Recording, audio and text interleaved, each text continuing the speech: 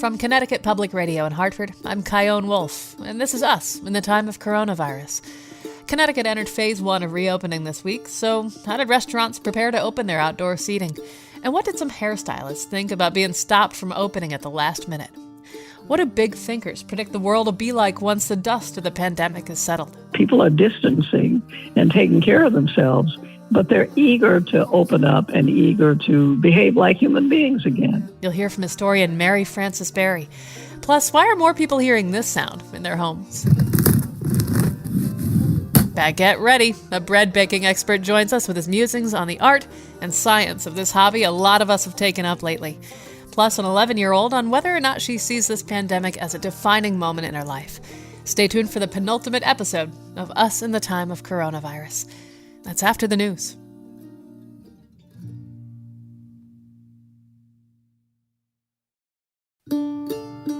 From Connecticut Public Radio in Hartford, this is Us in the Time of Coronavirus. I'm Kyone Wolfe. Today you'll hear from three big thinkers about predictions they made back in March and how those predictions have stood up over all this time. You'll meet a bread baker who tells us about one bread to rule us all, and an 11-year-old on whether or not she sees this pandemic as a defining point in her life. But first, May 20th was the long-awaited date in Connecticut when the first phase of reopening began after the coronavirus caused life as we know it to be put on hold. Phase 1 allowed offices and malls to be opened with precautions. Restaurants, museums, and zoos could open outdoor areas as well. Salons and barbershops were initially part of Phase 1, but with no less than 48 hours before they were supposed to open, Governor Ned Lamont announced that the decision to include them in that phase had been reversed. Here's Lamont at his daily briefing on May 18th. In the last, week, a few days, two things happened. I would say, number one, I heard from a lot of the stylists. I heard from a lot of the folks that run the hair salons. And they said, give us a little more time. We're just not ready. We're not ready from, the employee point of view, feeling comfortable coming back, getting some of the cleaning agents and things they wanted. They wanted an extra, a week or two. Stylists like Sierra Del Gigante and Danbury and Georgianne DaCosta from Shelton were some of the voices that the governor heard from. Even if we have masks, gloves, and the face shields, that's not preventing anyone from getting sick. God forbid we have a client that coughs, or God forbid there's someone in the salon that's asymptomatic. You never know, regardless of the protective equipment or not. We're still literally on top of the clients for, it could be up to 2 hours, depending what we're doing. Governor Lamont should be choosing humanity over vanity. We do not belong in phase 1. Del Gigante and DaCosta spoke with Connecticut Public Radio reporter Frankie Graziano in mid-May. I wanted to hear more from salon owners who were making preparations to open up on the 20th. When they got the news on the 18th that they wouldn't be included in phase 1 as planned, some of them responded with frustration and anger. We are being told now that we cannot open hair salons until early June, whatever that means. I don't even know at this point. And my wife just fell coming out of the salon and hurt herself because she's so stunned, and we're just torn in every flippant direction right now. Racing to make stuff happen, to get our business that we worked so hard. We worked so hard, and we're trying to get it up and running because we finally have the go-aheads and all the guidelines. I was literally on the phone with Cromwell Health Department this morning, an hour before Lamont made the announcement, just confirming that we have all the proper PPE for our employees. And now it's just ripped out from under us again, less than 2 days before we're supposed to open. That was from a video that Bo Barczyk posted on our Facebook page. She, along with her wife, Goja Barczyk, co-owns Green Lotus Salon and Wellness in Cromwell, and I asked them to back up to when they thought they were opening on May 20th. What did they think of the governor's decision to include them in phase 1? There's a lot of mixed emotions. There's definitely fear, just because of the fear of the unknown. We still don't know. I mean, we hear about COVID and we know people that have dealt with COVID, but I mean, you can elaborate. Yeah, there's a lot of question marks to it. And I'm recovering from cancer personally too. So we're extra cautious. So we weighed a lot of our options and we met with our team. We had a Zoom meeting and we wanted to hear how they were feeling because we work together. I mean, it's not just us, it's our team. And together we decided, yes, we're going to open May 20th. We put into place all the government guidelines and we added our own as well that were more so. Like what? The blow drying that was allowed and then not allowed. Tell me about that. Initially, when May 20th was released as a date of reopening for hair salons, blow dries were completely prohibited. The same day, that evening, after the news briefing with the governor, it was released that, okay, it's allowed now. Honestly, the whole blow dry thing was it just kind of threw us a little bit, just because the beginning was, hey, this is for your best health. It's best if you don't do this. And then suddenly it was like, you know what? Actually, it's okay. You can do it. But why was it like, hey, it's really a bad idea to have this service performed, but then 2 seconds later it was like, oh no, actually it's okay. Why was it okay 2 seconds later? And what swayed that decision? And that brings us to this week when the governor announced that, after all, hair salons will not be opening on May 20th. Honestly, if the decision was made ahead of time and it was like, hey, listen, it's not safe, we respect that decision. But the fact that we all went into gear, okay, let's get all the necessary things to open. Let's call every single guest in our books because we at this point have everybody to reschedule, which is such an effort. And then not even a day and a half before our opening, where we are literally working morning till midnight every day, we're exhausted. And it's like, hey, you know what? Never mind. All that work you just did, waste. It's no respect for our industry. And that's the problem. We've stood by the government through all of this. I would not want to be in his shoes right now, trying to make these decisions. For everyone, it's very difficult, especially when it's not your particular area of expertise. But the fact that we're given so little notice is just absolutely unacceptable. We have 132 clients scheduled in the next 2 weeks, then now we have to call again and reschedule. It's a lot of work and a lot of money, a lot of time and energy. I just feel like it's too last minute. It's too last minute. My phone blew up as soon as the news was released. It was exploding with friends, clients, just absolutely in shock, just completely appalled. It's absurd. And what would you say to Governor Lamont, if you could say something to him? I would like to give him a haircut. I would love 30 minutes of his time. That was Bo Barczyk and Gosha Barczyk, co-owners of Green Lotus Salon and Wellness in Cromwell. Thomas Mitchell is the mastermind behind 180 Barbershop in Manchester. It's a 2-year-old shop, but he's been cutting hair for over 20 years. I asked him to take me back to early this week when he thought he'd be opening his doors on Wednesday, and then he found out, not so fast. Ooh, ouch. I had all the barbers here actually at the shop, and this was kind of our walkthrough of procedures. We've spent thousands of dollars preparing. We've been up till 3, 4, 5 o'clock in the morning trying to find different things, hand sanitizers, disinfectant wipes, PPE, because of the new CAPE policy, a new CAPE for every client, which I think is wise. I'm not against any of the PPE protections. We had to install a washer and dryer, so we had to hire a plumber. We had to hire an electrician. I mean, we really went all out and sacrificed so that we could open and we could open well. So you took on more debt Absolutely. to do this. Just money that you didn't have coming in. But what else was there to do? It was a sink or swim kind of situation. You know, if they say that May 20th you're eligible to open your door, you got to make it happen. And so I had all my staff here. We were actually giving each other haircuts, getting each other ready for looking good on Wednesday. Because you got to look good on day one or else what's going on?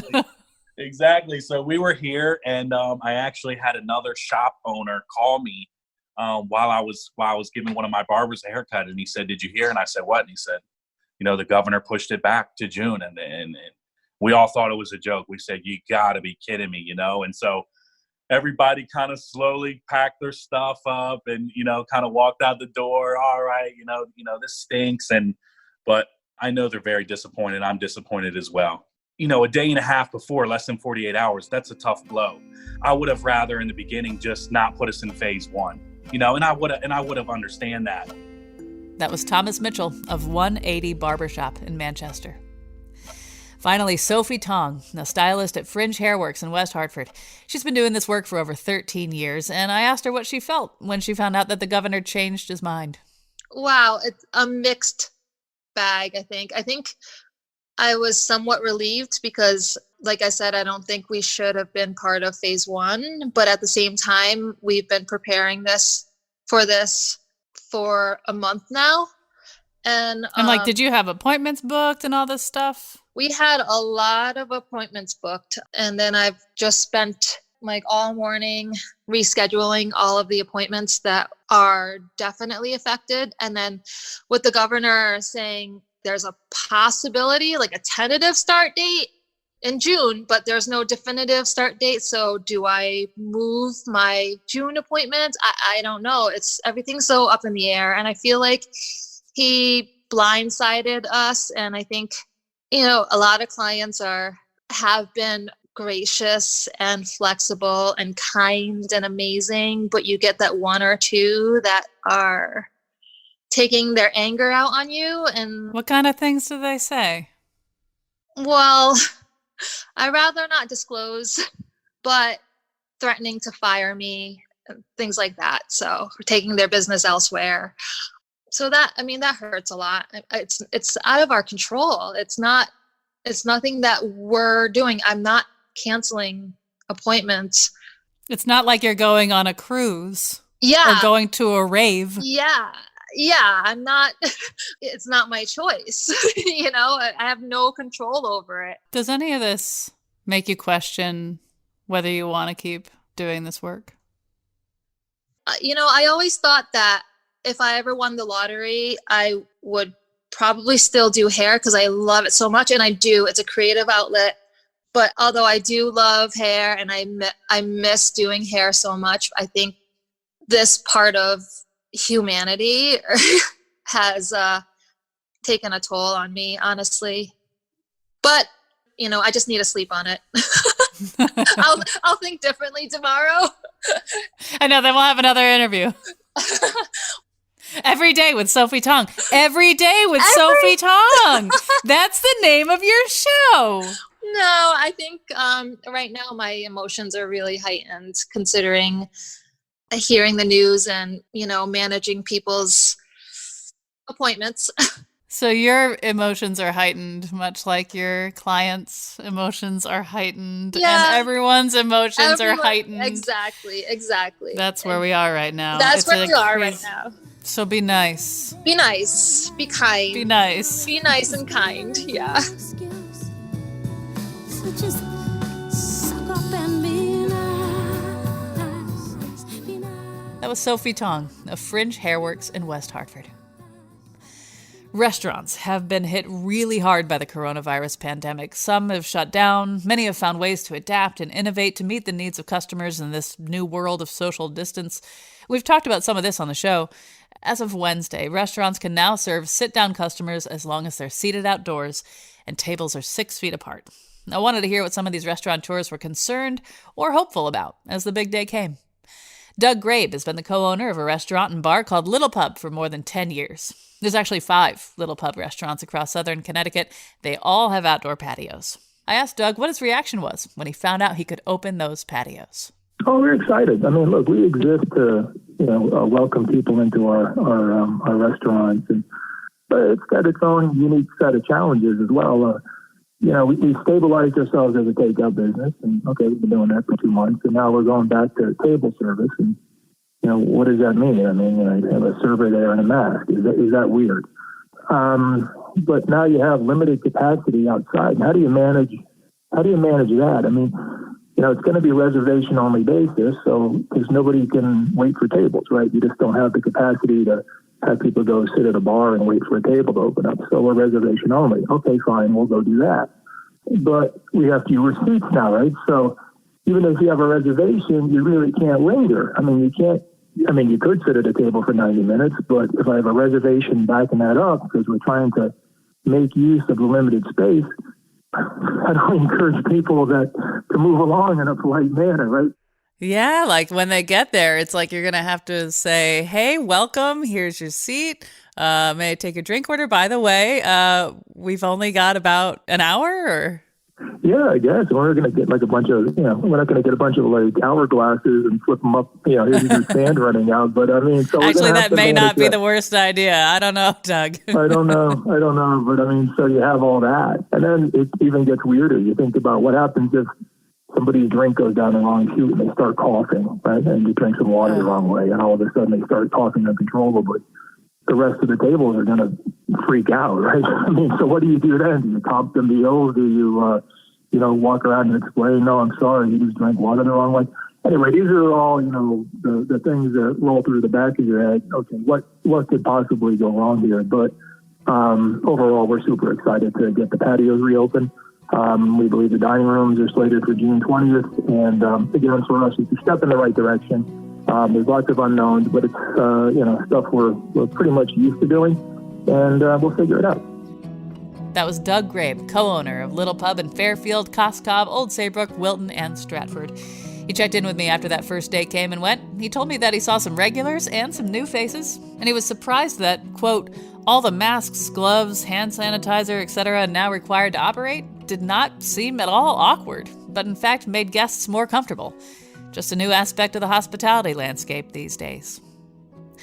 Next, Stella Jane is the owner of Stella's and Maisie's at 461 Capitol Ave in Hartford. The address matters because they just celebrated their 4th anniversary last month at this spot that is surrounded by government buildings, including the Capitol building. So when the state shut down, all those busybodies hankering for some curry chickpeas and sweet and spicy cornbread went home and stayed there. Stella's and Maisie's relied on delivery services to local residents to keep afloat. Now their patio's open. I asked Stella to tell me what she was working with. Right now, our patio seats up to 16. And so we are just cutting that in half and placing 4 tables out with 2 seats per table. They'll be about 6.5 feet apart. And we'll see how that works for our guests. I don't anticipate being full immediately. I think it'll take some time. I think there's still a lot of apprehension from citizens in the state to just take our time and not rush into going back out and visiting establishments so quickly. Now, you talk about your customers having some apprehension, but what about you as someone who has put her heart and soul into this business? Are you feeling apprehension or something else? No, I'm pretty comfortable. I just want to make sure our guests are comfortable.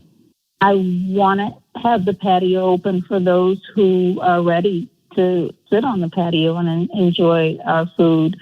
But I also want to keep in mind that everyone isn't in a rush to do that. And so I still want to make those folks comfortable as well. So we'll still be offering deliveries and takeout so we can help everyone. So that's our goal. That's always been our goal, though. That was Stella Jane of Stella's and Maisie's in Hartford. Finally, John Harris is the owner of White Horse Country Pub in New Preston, Connecticut. They've been around for 11 years, and I asked him to describe some of the ways he's changing the way he runs his business to get going in phase 1. We have several patios with quite a large capacity, so we managed to remove half the tables, distance chairs at least 6 feet apart, and we're really sort of exceeding all these sort of state regulations and local health regulations at the moment with what we're doing. For the bathrooms and the doors and so on, they all have foot handles now, so people don't have to double touch handles on the doors. We made one point of ingress to the restaurant where people will be seated and one point of egress, so everyone comes in one way and goes out a different way. We have hand sanitizers by the doors. We're using disposable menus. We have peroxide disinfectant, and everything's wiped immediately. The bathrooms are now all single-use bathrooms and then disinfected after they've been utilized. So we're doing everything thoughtfully and responsibly and carefully. And we feel that we can keep, with the staff wearing masks at all times, with gloves and so on, that we can keep everybody safe and healthy. This has been a hell of a roller coaster in terms of being a human being during a pandemic and being a business owner. How has this been for you? How are you right now psychologically with everything? As I said to the staff, I said, these are exceptional times. Now it's time for everyone to be exceptional people. And I think that resonates. And I think everyone sort of stepped up. As far as I go psychologically with it, my wife and I, Lisa and I, we've done what we can do with the restaurant, and it is not being fatalistic, but it just is what it is.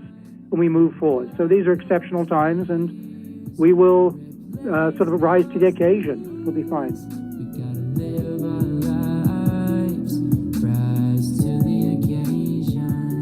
That was John Harris, owner of White Horse Country Pub in New Preston, Connecticut. Next, take a look forward by taking a look back. Three big thinkers give us some context on why they see certain trends blossoming or breaking down as the world spins madly on. I'm Kyone Wolf. That's us in the time of coronavirus. After the break.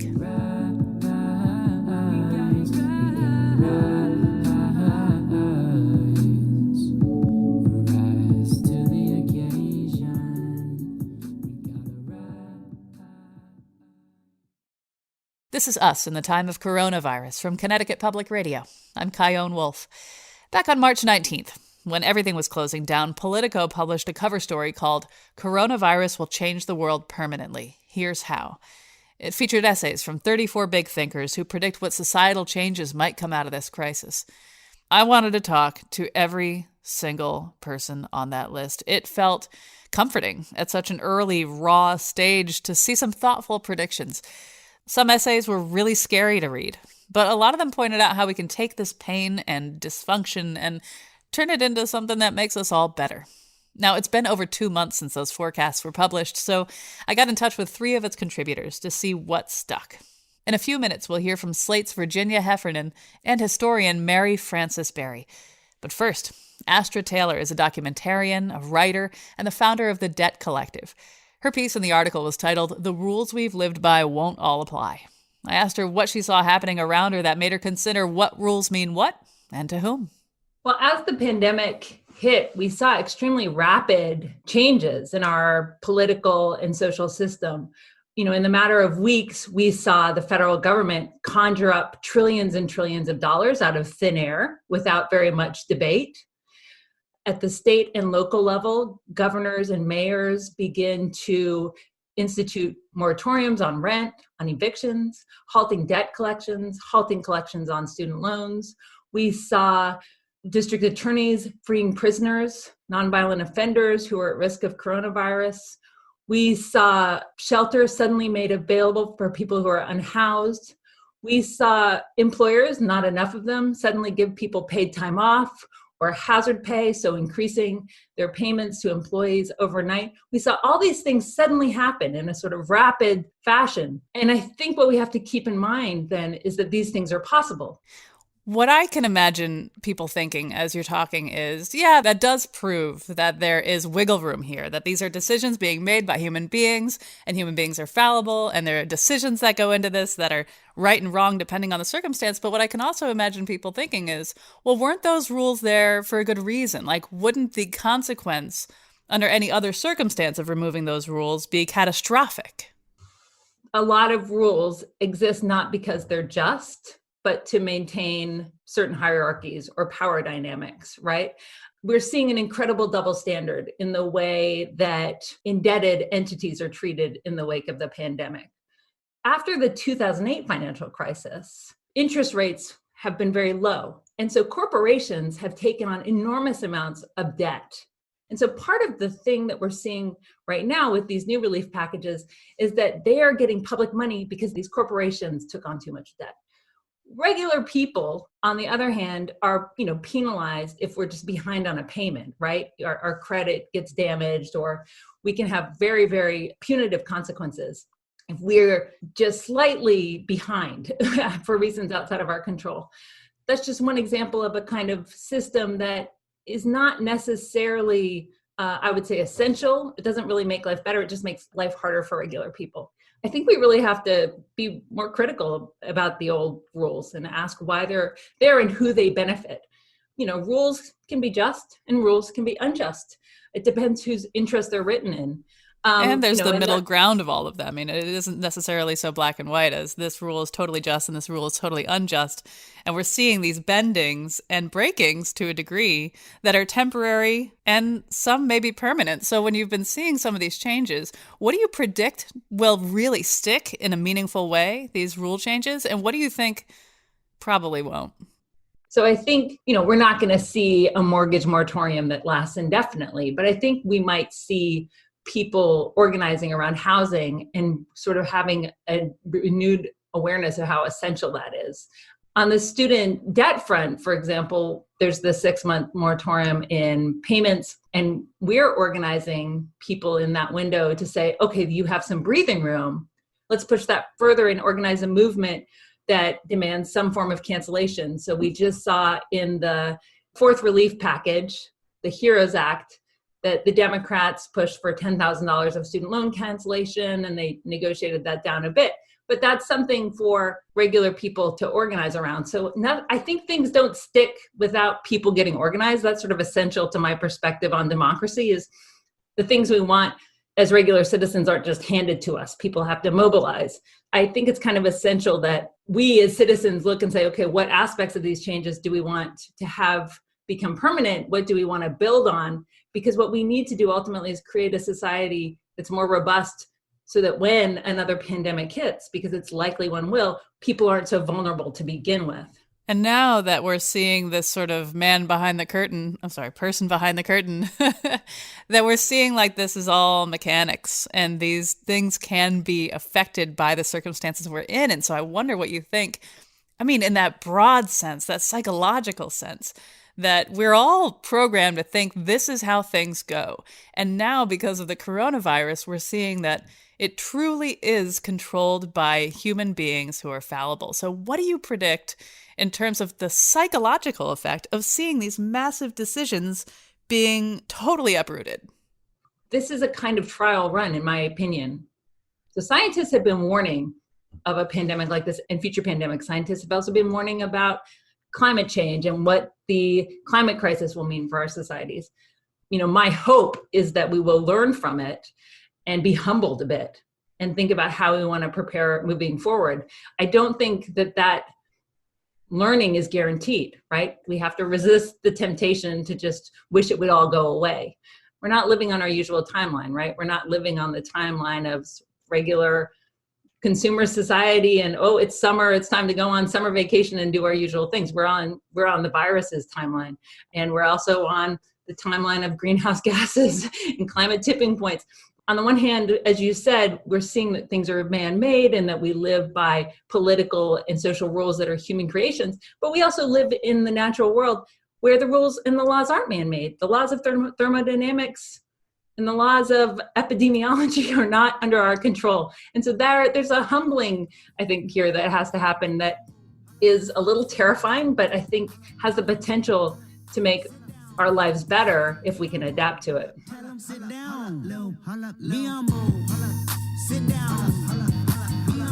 That was Astra Taylor. Check out her documentary, What is Democracy? And her book, Democracy May Not Exist, but We'll Miss It When It's Gone. Virginia Heffernan is best known as the co-host of Trumpcast from Slate, and she's a writer for the LA Times and Wired. Her piece in that Politico article was called The Tyranny of Habit No More. She explained to me why, in the pandemic's earliest days, she sought comfort in a famous book about a plague. Like a lot of people, I just tried to find some security blanket to hold on to when I first heard about the virus in China. And for me, that wasn't trying to get a degree in epidemiology at twitter.com, although I'm not immune to that. So I just turned to some old comforting favorites about plagues past. And one of them is, of course, the Camus La Peste, the plague, about a fictional plague that is, unlike ours, an actual plague caused by this particular kind of bacterium. But so in North Africa, in a port town, that he thinks that this town is utterly banal and boring, and that in a way their calcified habits are what made the disease spread, that they literally came close to death because they were, and in many cases died, because they couldn't give up their habits, in particular, because it's Camus, of getting and spending. People couldn't give up bowling They couldn't give up banal courtship rituals. They couldn't give up the streetcar. And for that, they ended up paying the price. And so here we are, a few months into this pandemic as we know it. You talk a lot about imagination and how that is confined by habits and not set free. So in the span of this pandemic so far, have you seen people expand themselves? I've seen people capable of something we almost can't admit to ourselves is the most radical collective action in the history of mankind. You know, Camus, super perverse in that book, but he would have loved that we all collectively decided to tank the economy, forget about the Dow, forfeit our jobs, forfeit our livelihoods. You know, I lost a job and I lost my aunt in about the same period of time. We'd been talking about the possibilities of revolution, and then we just kind of, our bodies did it. We did not want to give this virus any quarter in our bodies. How did hundreds of millions of people do this in the United States? Right. I mean, in the United States, we really, really, really value choice, individual choice. I mean, that's one of the foundations of this whole thing is you can't tell me what to do.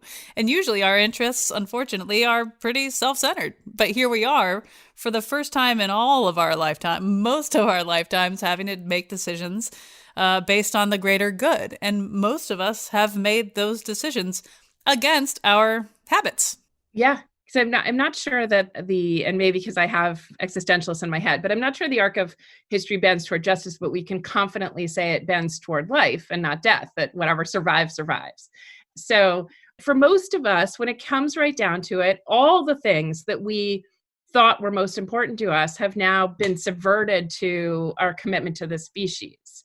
I don't think that always means good things, but it certainly means that, you know, finally, most of us would rather stay alive and persist on the planet.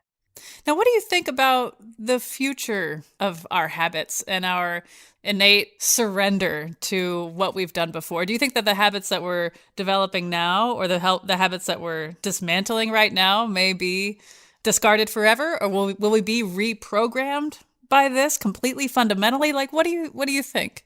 One revelation of all the things I beat myself up over, mistreatment of the environment and somehow unwillingness to embrace any austerity measures in my spending habits, those are probably the two things that I lose most sleep over. And look, all of a sudden, no commuting, no housekeeper, no, you know, there's a list of things that, no restaurants. Look at that. I guess I just needed to be stopped from spending for a single month.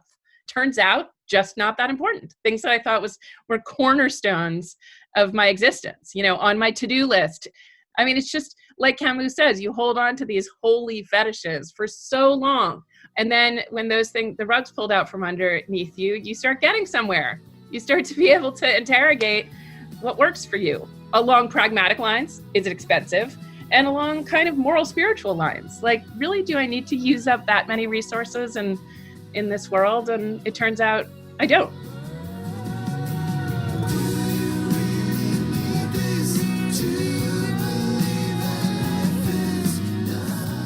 That was writer and the host of Slate's Trumpcast, Virginia Heffernan. Finally, who better than a celebrated historian to give you a peek into the future? I was so excited to speak with Mary Frances Berry. She's the Geraldine R. Siegel Professor of American Social Thought and a Professor of History at the University of Pennsylvania. She's also the former chairwoman of the United States Commission on Civil Rights. Her piece in the Politico article that gave me such hope was called A Hunger for Diversion. Her look forward begins about 100 years ago. What happened after the Spanish flu and World War I came to an end then is that Americans began to look around for entertainment, for community, for being with other people, for enjoying themselves, which they had not been able to do during all this time. And their search for entertainment was facilitated by the introduction of cars and the radio, all of which helped. I'm a big fan of that one. Yes, I know you are. And look back at that period, we know that the 19th Amendment was added to the Constitution, so women were able to vote for the first time. There's the anniversary of which we sort of have missed with the pandemic. And it was the era of women with bobbed hair going out dancing, going to speakeasies, and the Charleston became big. And so people were letting the good times roll, as they say in New Orleans nowadays. And the economy, as we know, quickly rebounded once the pandemic was over. And it was flourishing for about 10 years. The stock market was up, people were making money, people had jobs, and they could support the search for entertainment and all the other things that they were looking for. I think that when this pandemic is over, I projected back in March that the same thing, part of it is based on human behavior in general. Human beings like to be around other human beings. They may not like every human being in the world, but they like to be around other people, a sense of community. What I thought at the time is only reinforced by the fact of what has happened with the opening ups that have taken place now. Almost everywhere that there's been an opening up, you see them going to the beach, you see them walking around. People are going to sit outside at restaurants. People are sort of wanting to be with other people and have some fun and some entertainment. People are distancing and taking care of themselves, but they're eager to open up and eager to behave like human beings again. And I think that that's what will happen. I also think that the economy will quickly rebound as it did in the roaring 20s, as we called it. And what happens after that, we don't know, because 10 years later, in the 1920s, we had the Great Depression, which was caused by irrational investment.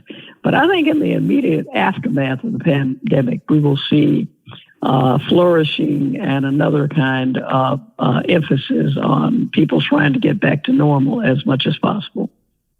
From just listening to you and hearing what you're saying and hearing your tone of voice, it sounds like there's a lot of hope in you and almost like a lot of excitement about what's coming up next. What role do you think hope and excitement has to do with making the choice to leave our houses and put our money down at a business and mingle with other people? How much of a role does that hope play? I'm an incurable optimist anyway. And based on what has happened in the past and based on what we all know about how human beings behave, and people who don't like being cooped up and not being able to do things. And there are people who have childcare problems. They have people who live in close quarters and who cannot be in any sense relaxed while they're working at home or whatever it is. The vulnerable populations, and everybody knows this, people who are elderly and have, compromised health, we have to be careful. That's why all those nursing home deaths, as well as other reasons, are taking place. But I think that by and large, there will be different approaches to making us safe, and people taking care and worrying about it and hoping that there won't be another resurgence. And the good news about the vaccine, and the governments are talking about opening up manufacturing of it, getting ready for it before they even have done all the testing. Now, there will be people who will, be suspicious and not wanting to get a vaccine.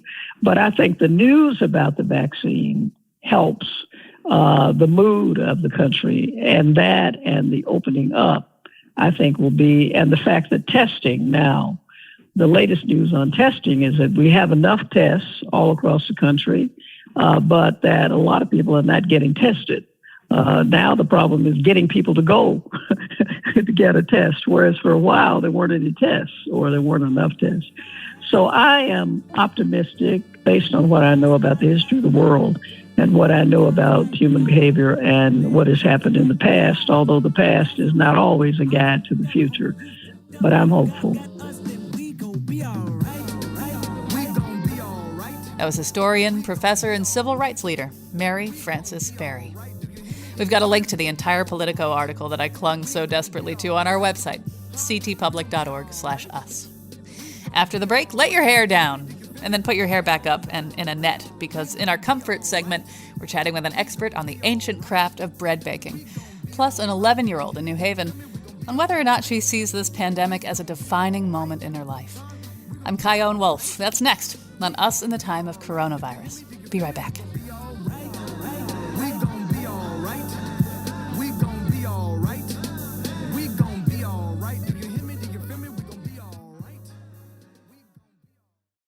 This is Us in the Time of Coronavirus from Connecticut Public Radio. I'm Kyone Wolf. You've arrived at the C segment of our show, the Comfort segment, and one profoundly comforting sound is this.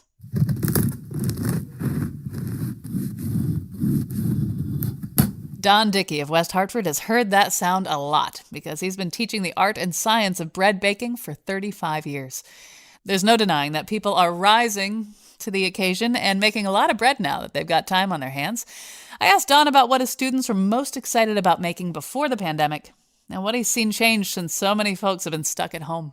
Before the pandemic, I was teaching a combination of cooking and baking classes, and the bread classes were all over the book. I would try to spread them out. I was doing a scone class in Wethersfield. I ran a class, a bread tribute to James Beard, where we did 3 of Beard's breads. Okay, so let's dig into sourdough. I was thinking when I would talk to you that maybe we'd be broad about what we talked about, but I feel compelled to zero in on sourdough. How do you describe what sourdough is? What sets it apart from all the other breads? Why do you think so many people are really into sourdough right now? And give us, I know it's more complicated than a couple tips, but maybe some expert advice about how to not screw this up. And go. Sure. Well, I wouldn't make it, except my wife loves this stuff. And she came off of the keto diet to eat sourdough. She said, if you make sourdough, I'll jump off of keto to enjoy the sourdoughs. Sourdough is typically made incorporating some amount of natural wild yeast in what's called a starter, or if you're French, it's called the levain. And that both gives the bread a unique flavor. It's a tangy flavor, depending on the proportion of starter you use to the recipe. And it also gives it longevity because the nature of the acidity of the starter will help allay the growth of microbes like bacteria. So there's several reasons why sourdough tastes the way it is and why it's unique. But the reason why I think it's become popular is that normally it takes a long time to make sourdough and people didn't have that time. And right now, with people working at home or just being home, time is something people have plenty of, and they can invest that time into making sourdough when they normally wouldn't have that kind of time. The other reason is that there's a yeast shortage out there, and if you're making sourdough, depending on how you make it, you might not need yeast. So there are actually 2 ways of making sourdough, and one is called pure sourdough, where the only leavening or rising agent in the bread is the sourdough starter itself. And you would typically use roughly a cup of starter, and I would estimate that a typical cup of starter would run around 270 to 300 grams. And then with that, you'd add another cup of water, and then the rest would be flour and salt to bring that up to where you need eatable dough. So there's another way to make sourdough, and this is quite popular, and that's taking sourdough starter and adding commercial yeast to it to make it rise faster. So you're using the starter purely as a flavoring agent. It gives it the same longevity because you've got the acidity in there. It gives it the flavor of sourdough, but it rises in an hour and a half, 2 hours instead of 5 or 6 hours. So that's one way to speed the process up. Now, the other thing that's unique about sourdough is how you bake it. Traditionally, we would often bake bread in a loaf pan to make sandwich bread or freeform in a skillet, but some people have gotten to making sourdough in what's called a boule, which is a round loaf of bread, inside a cast iron or aluminum Dutch oven. And that creates a mini atmosphere, a steamy atmosphere, and gives you a nice, dark, hard brown crust. And it was brought to light by a book by a fellow named Ken Forkish called Flour, Water, Yeast, Salt. It's one of the free books that you can download from Amazon right now if you get one of those accounts. It's one of his free books, and you could download the PDF for free right now, which is kind of cool. When you make the most perfect sourdough loaf, you are mighty pleased with yourself. What do you eat with the sourdough? It would be steak au poivre, hands down. That would be my favorite, but I'm half Italian, so I'm really big on if I was going to make something to go with sourdough, it would probably be homemade fettuccine, and it would probably come with fresh made pesto because my wife's big on that. So that would be my killer meal. But that's just me. Who has made the best sourdough you've ever had? And what made it so good? And I don't buy bread very often, but if I'm going to buy bread, my go-to is a bread company down in the Haven, Atticus Bakery, and their brand is called Ciabasso. What makes them so good? It's got the right crust. It's got the right texture. It's got lots of holes on the inside. If someone said, what's your favorite bread? My favorite bread is actually ciabatta. And what makes that unique are the big holes inside. It's easy to make bread that looks like Wonder Bread. Anybody can make that. It's hard to make bread with big holes inside. That takes a very skillful hand at dealing with very, very wet doughs that are almost pourable, doughs that would give most bread bakers nightmares because it's that sticky and difficult to handle. And I teach classes in rustic Italian bread making, and that's the challenge of that class, is dealing with really wet. Progressively each week, the doughs get wetter and wetter, very sticky doughs. That's my go-to bread. It doesn't have to have sourdough in it, but it can. So sourdough just gives it a unique flavor, but the texture comes from the moisture content. And that's where it's at. That's where it's at. For you to eat it. Go ahead, try a piece of the sourdough bread. That was Don Dickey. You can see his recipes, photos, and tips on making the best bread ever at atthestove.com. Finally, meet Haley. She's 11 years old and living in New Haven. I asked her what she thought about Connecticut's Phase 1 and all the stuff that's opening right now. Some people think that they should go ahead and reopen everything, and some people think we shouldn't rush it. What do you think? I think that we should wait, because if we do open too soon, it could cause harm to a lot more people than intended. So, how has the coronavirus and all the things you have to do to keep safe, how do you think that'll affect how you are for the rest of your life, if at all? I would probably be a lot more cautious with things like these. Like every time we leave our house and come back, we have to wash our hands and things like that. Or like when we get our mail, we always disinfect it.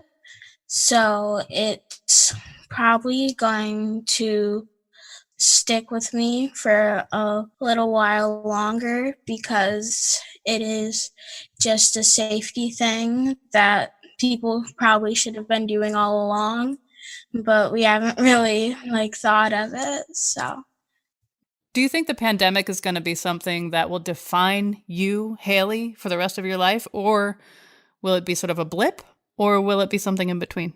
I'd probably say it'd be something in between. It wouldn't be something I'd really focus on in my personality, but it would be there. But it's just odd because I am so young. It's like something you never would expect to happen. When you go to bed at night, what's going through your head? It's just been really how am I going to get through the next day? What am I going to do to keep myself from just totally losing it, and trying to keep myself in a space that is calming and is going to help me get through my day. How do you calm yourself down? I know a lot of people use meditation, deep breathing, they read, they run, they do push-ups, they stare at the clouds. So how do you ease your mind? What do you do? I like to read and sit down and kind of relax. I like to sit in my hammock on warm days and just read a book and do whatever. That was 11-year-old Haley from New Haven. There's just one episode left of this series, and on that final episode next week, you'll hear about my new show that's been in the works for a long time, but was delayed by the coronavirus. So stay tuned for more information on that final show next Saturday. You can contact me on Facebook, Instagram, and Twitter at Kyone Wolf, and my email is cwolf@ctpublic.org. Us in the Time of Coronavirus was produced by me and Katie Tolarski at Connecticut Public Radio in Hartford. The theme music is called This Is the Song by Punch Brothers. You can find more information and subscribe to this podcast at ctpublic.org/us. Till next time, stay safe, wash your hands, and may tomorrow be a better day. It's a tough time.